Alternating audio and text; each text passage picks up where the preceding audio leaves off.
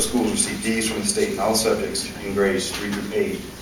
It's not possible to compare 2009-2010 to previous years, but we include the 2009 proficiency results to include the impact of the new standards.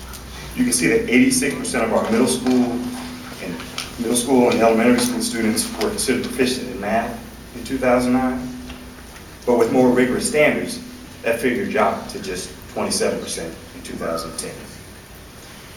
These are letter grades assigned to metro schools on the basis of value-added analysis in grades 3 through 8, which measures the growth of student performance over multiple years.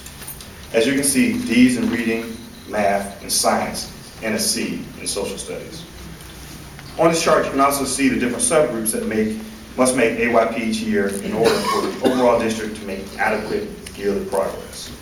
A red X indicates a subgroup did not make AYP in that area. At the elementary and middle school level, African American students did not make AYP in math, students with disabilities did not make AYP in reading, and English language learners failed to make AYP in both math and reading. At the high school level, there are 3 X's on the chart. Students with disabilities did not make AYP in reading, and language learners did not make AYP in math and reading. Here's a chart that illustrates many of our high school challenges many of our high school students face with ATC performance, as Kevin highlighted earlier. This is the percentage of students who scored 21 or greater on the composite score on ATC by school. You would expect academic magnets to have high percentages meeting this benchmark, since they are academic entrance requirements for students to get in. The concern for the committee is how low the percentages are for many of our other schools. For 6 of our zoned high schools, less than 1 out of every 10 graduates meets this minimum definition of college and career readiness. This is the report card's 3 areas of study. In the addition of school performance, which we look at each year, the committee chose 2 other areas: school system leadership development and pre-K and kindergarten readiness. We provide analysis of these 3 areas in our report. These are areas that produced our 10 recommendations for this year.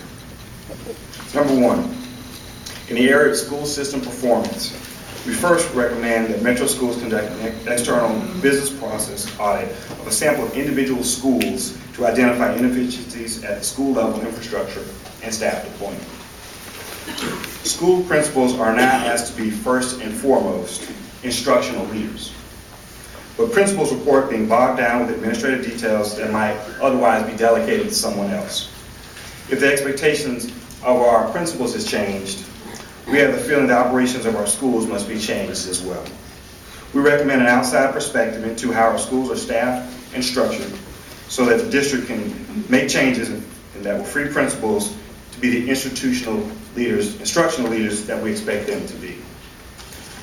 2, we also recommend that the state of Tennessee preserve a consistent comparison of high school graduation rates across the years by continuing to report by the NGA, the National Governors Association, calculation of 4 years in summer school for most students and 5 years for English language learners and students with disabilities.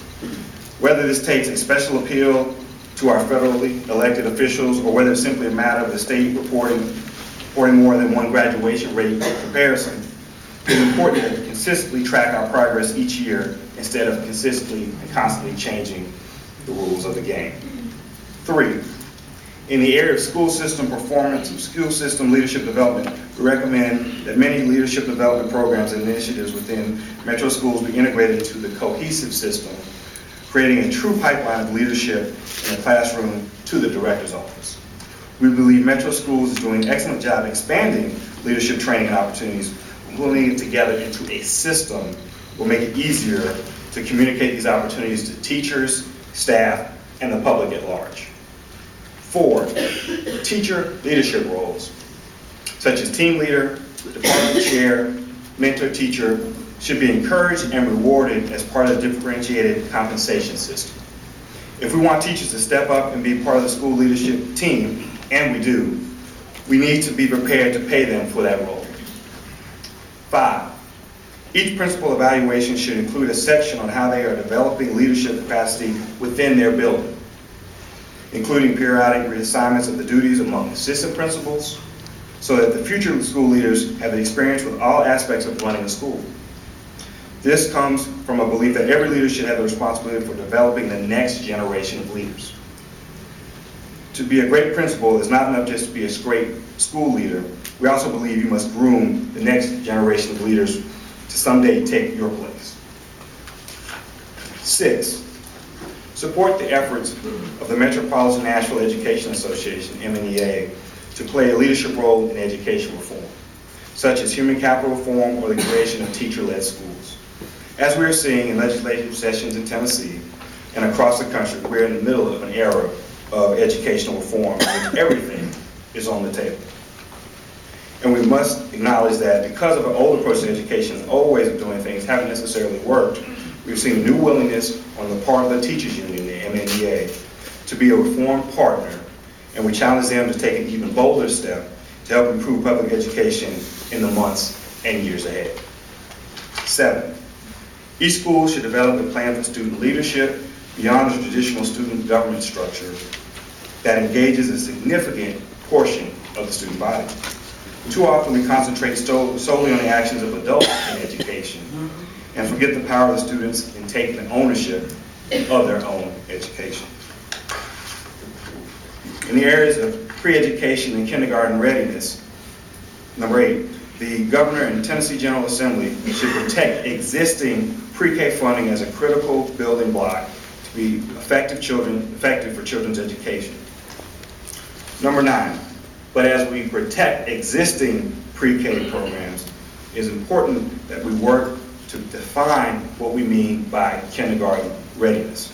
We recommend that the state of Tennessee create a measurable definition of kindergarten readiness. 10, and finally, we have a number of pre-K programs in our city, but not a unified vision on how they fit together to prepare all of our children for kindergarten. The Mayor's Advisory Council on Early Childhood Development and Early Education should create a citywide plan with a unified vision for Nashville's pre-K programs that is driven by current research, best practices, and program evaluation. This concludes our overview of this year's report. At this time, Kevin and I would like to invite the Director of Schools, Dr. Jesse Register, to provide his feedback and share thoughts about our report.